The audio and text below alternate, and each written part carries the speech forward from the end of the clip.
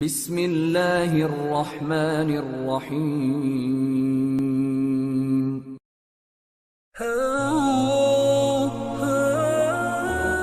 حدیث نبی صلی اللہ علیہ وآلہ وسلم۔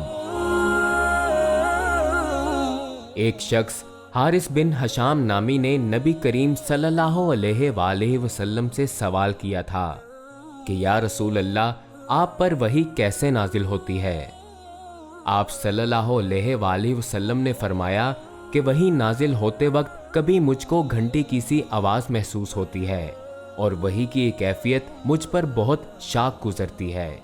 جب یہ کیفیت ختم ہوتی ہے تو میرے دل و دماغ پر اس فرشتے کے ذریعے نازل شدہ وحی محفوظ ہو جاتی ہے، اور کسی وقت ایسا ہوتا ہے کہ فرشتہ بشکل انسان میرے پاس آتا ہے اور مجھ سے کلام کرتا ہے، پس میں اس کا کہا ہوا یاد رکھ لیتا ہوں۔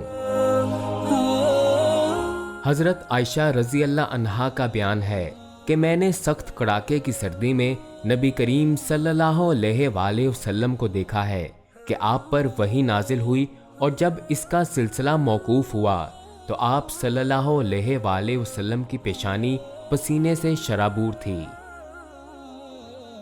صحیح بخاری حدیث نمبر 2۔